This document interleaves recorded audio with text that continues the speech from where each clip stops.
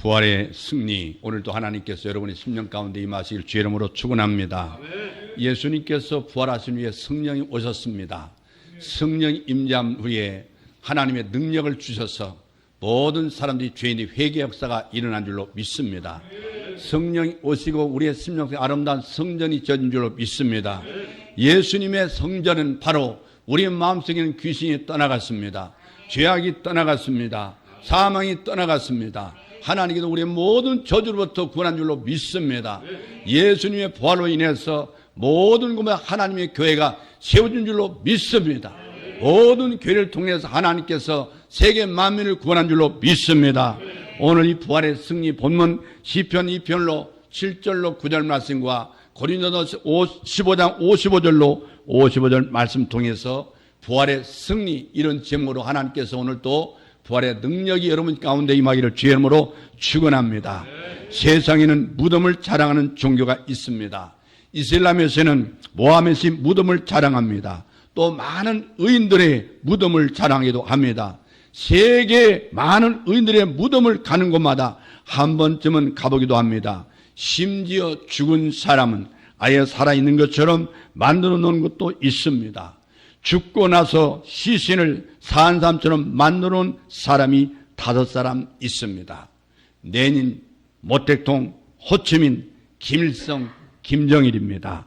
이런 존경스럽기보다는 불쌍한 생각이 듭니다. 제대로 죽지도 못한 사람입니다. 여러분, 기독교는 무덤을 자랑하는 종교가 아닙니다. 기독교는 시신을 자랑하는 종교도 아닙니다. 기독교는 시신도 무덤도 없는 종교입니다. 예수님은 부활한 줄로 믿습니다. 예수님의 부활의 능력을 믿습니까? 그래서 기독교는 무덤이 빈 것을 자랑하는 종교인 줄로 믿습니다. 죽음이 아닌 생명의 종교입니다. 시신이 아닌 부활의 종교인 줄로 믿으시기를 바랍니다. 할렐루야. 갈바르트는 이런 말했습니다. 부활절과 성탄절 설교는 짧으면 짧을수록 좋다. 왜냐하면 이는 설명할 필요가 없는 역사적인 사실이기 때문에 그렇다고 말했습니다. 부활은 여러분 가정이 아닙니다. 신화도 아닙니다. 부활은 역사적인 사건입니다. 그래도 이상 설명이 필요 없는 줄로 믿습니다. 신약 성경의 부활에 관한 말씀이 204번이나 강조되고 있습니다.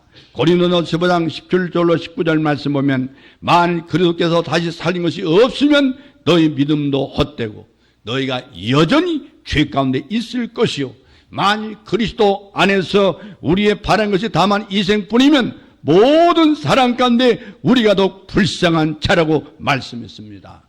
여러분, 부활이 없으면 불쌍한 자입니다. 여러분, 왜냐하면 생명도 떼고 우리가 믿는 것도 거짓이요 소망이 없기 때문에 그렇습니다. 전 세계 70억 이상의 인류 가운데 3분의 1 이상이 예수의 부활을 믿고 있습니다. 예수님이 부활하신 날인 주일을 공휴일로 지키고 있습니다. 이런 사실만 봐도 예수님의 부활이 알게 모르게 인류의 삶에 얼마나 큰 영향을 미치고 있다는 것을 알 수가 있습니다. 예수님은 죽음과 부활에 대해서 예고를 3번이나 했습니다. 예수님께서 말씀하시고 오랜 후가 아니라 사흘 후에 부활한 줄로 믿습니다. 그리고 누구나 부활하신 예수님을 볼 수 있게 해주셨습니다. 실제로 많은 사람들이 예수님의 부활을 보았습니다. 그래서 바울도 이렇게 증언합니다. 부활이 없다면 거짓말하는 자가 되었으리라. 예수님의 부활은 승리의 소식인 줄로 믿습니다.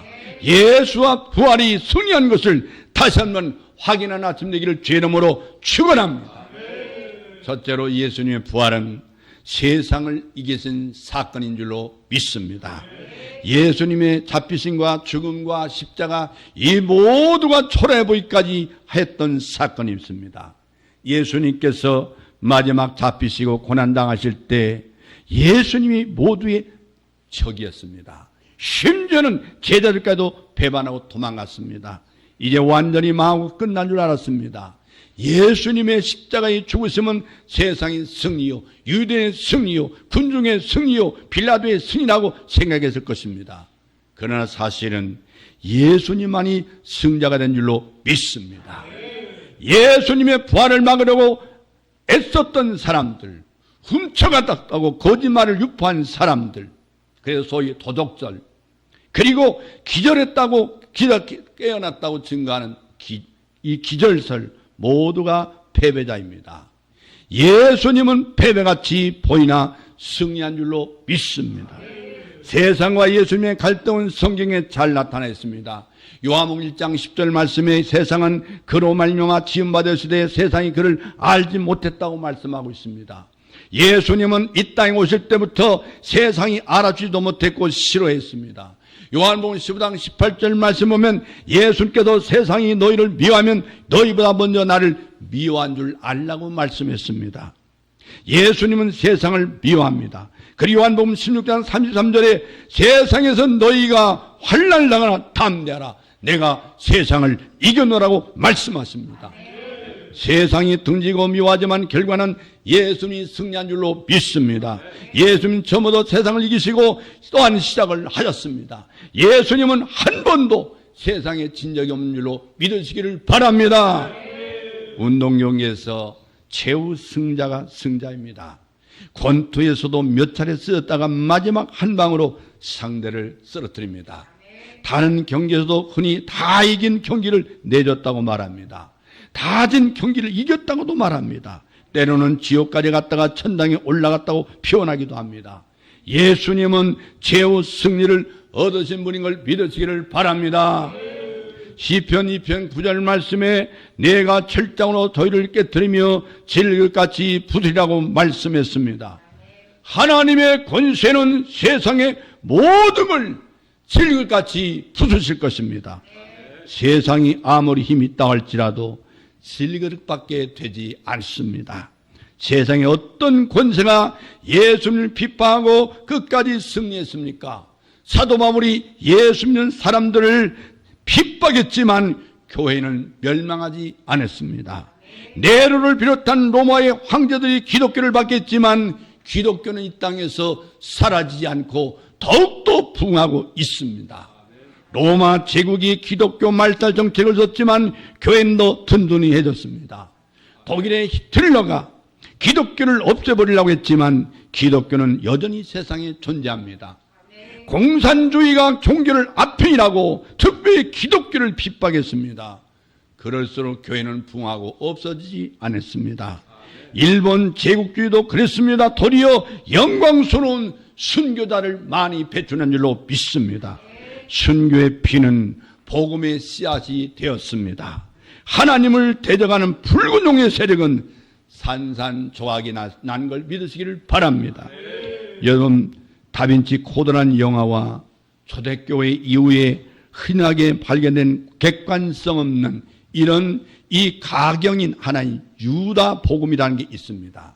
이건 조작된 필사본을 들어서 기독교를 음해한다고 기독교가 발짝 뒤집어합니다마는, 그러나 영원한 영화일 뿐인데 거기에 성명서를 내고 방문의 항이라는 등 근자의 기독교 인사들의 작태는 보는 시각에 따라 다르겠지만 안타깝기 그지없습니다.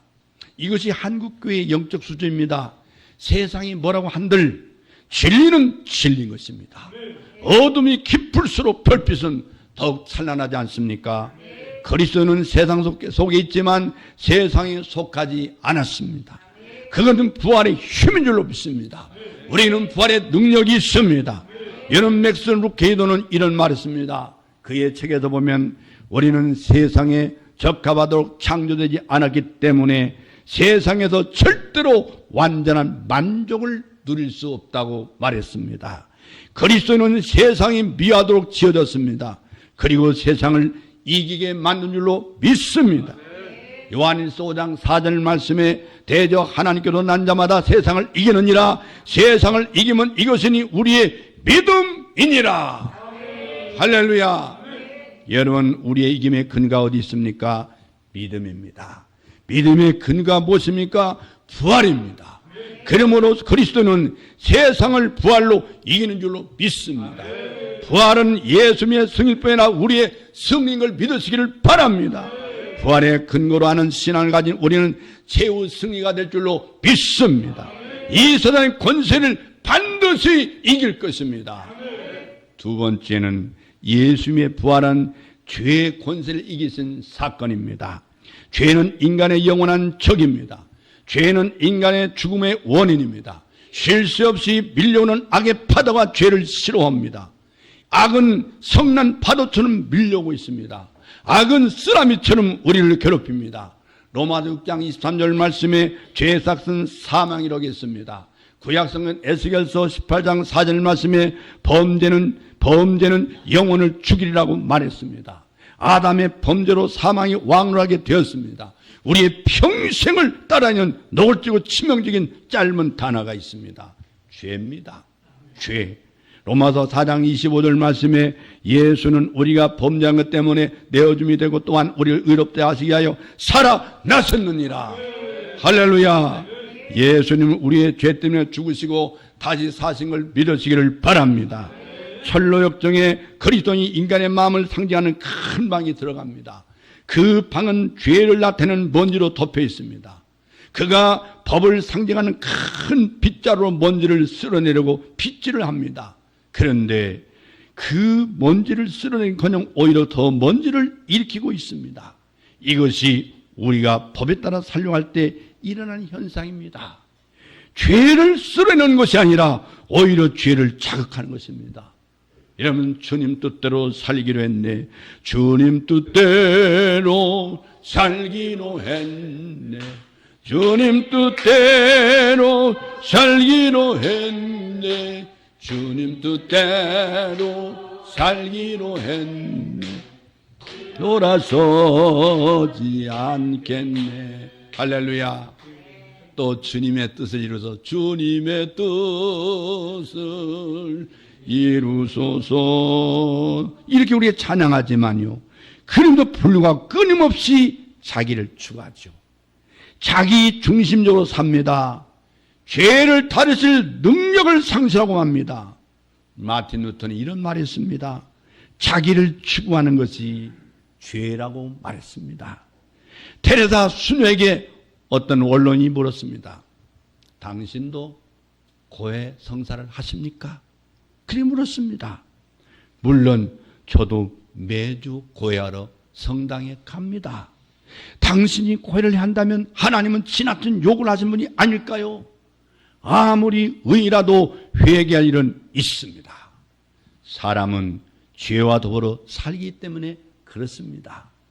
성경에서 당대의 의인하고는 욥도 고통을 다 이긴 다음에 티끌과 재 가운데서 한탄하면서 회개한다고 말했습니다. 이러면 톨스토이의 대표적인 부활이라는 소설은 이 가추사라는 한 여성의 기구한 일생을 그린 작품입니다. 이 가추사는 귀족 네플루도프의 집 하녀로 일하게 됐습니다. 그런데 이 네플루도프에 의해서 더럽혀지고 결국 타락되어서 나중에 유영수가 돼서 시베리아로 끌려갑니다. 눈으로 덮인 시베리아 들판에서 부활절을 알리는 종소리를 듣고 자기의 죄를 속자기 위해서 찾아온 네플루도프와 함께 복음서가 말해주는 진리의 부활의 길을 찾아낸다는 것이 그 작품의 내용입니다. 주는 실로 부활하셨다. 이 부활의 종소리를 들으면서 죄에 얽매였던 가추사의 영혼이 부활하게 됩니다. 부활은 누구에게나 영혼을 다시 사는 은총인 줄 믿으시기를 바랍니다. 오늘 이 자리에 참여한 여러분들에게 하나님의 부활의 능력이 임하기를 주의 이름으로 축원합니다.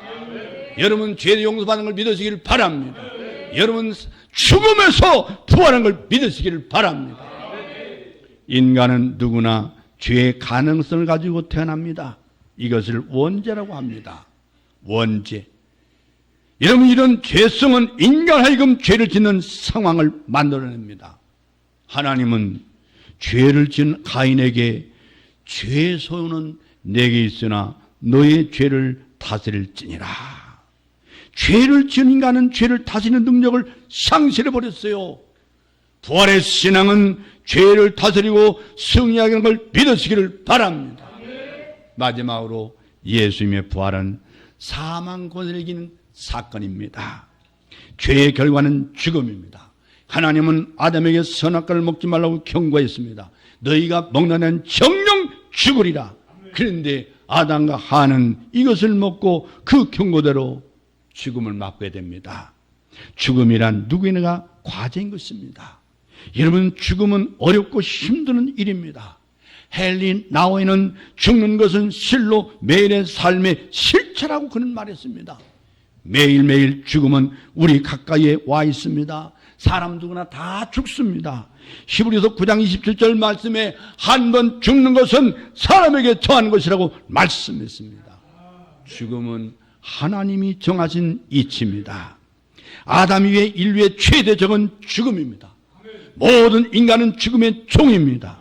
죽음은 인류 최대의 폭군입니다. 마인의 공포의 대상입니다.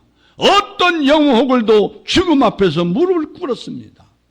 죽음의 권세는 눈물도 피도 없습니다. 인정사정도 없습니다. 상대 독자도 데려갑니다. 절대 죽어는 안 되는 사랑하는 사람도 데려갈 수 있습니다. 순간의 실수로 사랑하는 딸도 죽습니다.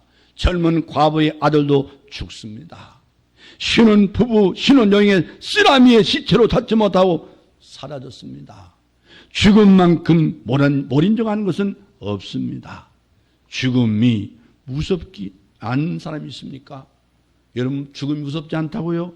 어떤 이는 몸이 아픈데도 병원에도 안 가려고 한 사람이 있어요. 혹시 암이라고 하면 어떻게 하나 해서 진짜로 받기를 꺼낸 사람도 있습니다. 죽음이 이렇게 무섭습니다. 우리가 예수를 믿는다고 죽음이 무섭지 않을 것 같습니까?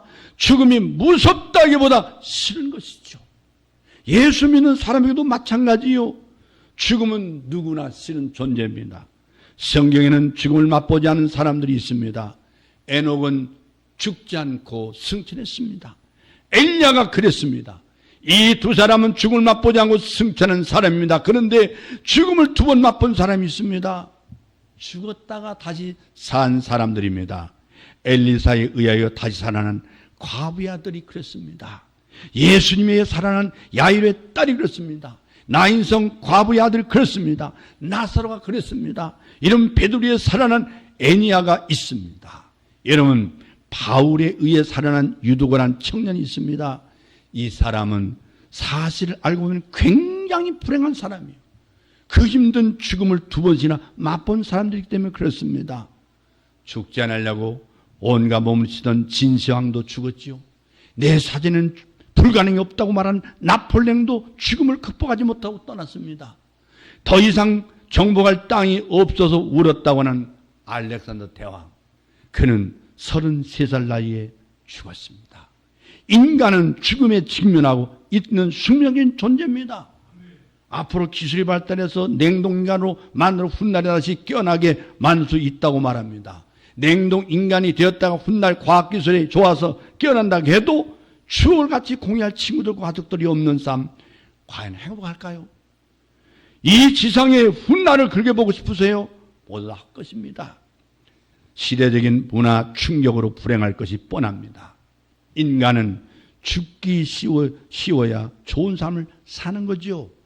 죽을 때는 죽어야 합니다. 이런 죽음은요, 비참하고 처절하고 불행하게 만듭니다. 바로는 로마서 7장 24절 말씀에 누가 이 사망의 몸에서 나를 건져내랴 한탄합니다.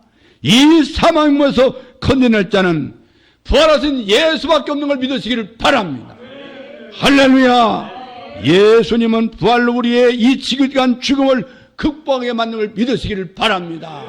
다 같이 따라하겠습니다. 예수 부활, 내 부활, 예수 부활, 내 부활, 예수 부활, 내 부활.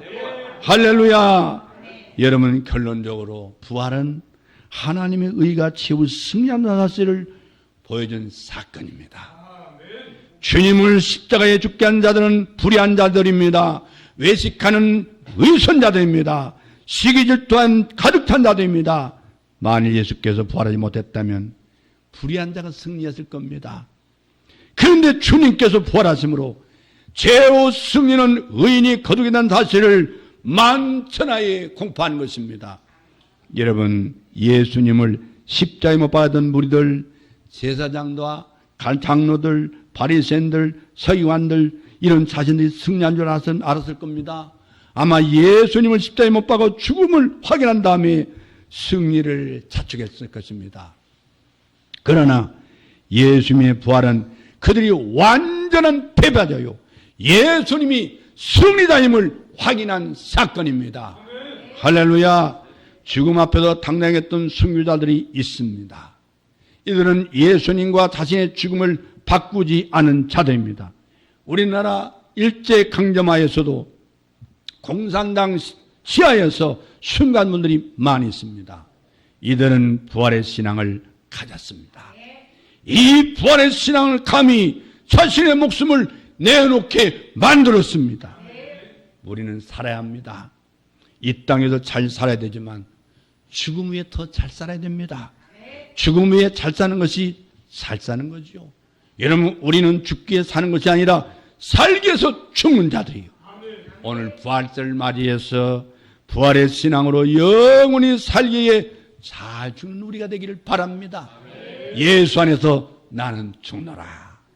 날마다 자기를 십자가에 못 박고 예수 안에서 부활의 축복이 있기를 주 이름으로 축원합니다. 축원합니다. 이 아름다운 계절, 이 봄에 이 스프링, 정말 용수철이 튀듯이 예수님의 생명의 부활로 여러분의 심령과 여러분의 가정과 여러분의 사업장과 여러분의 직장에 이 부활의 능력이 임하기를 주 이름으로 축원합니다. 이 대한민국의 부활의 능력이 있기를 바랍니다. 이 대한민국의 그리스도의 계절이 오게 하소서. 예수님의 부활의 능력으로 승리하는 대한민국의 주 이름으로 축원합니다. 축원합니다. 기도하겠습니다.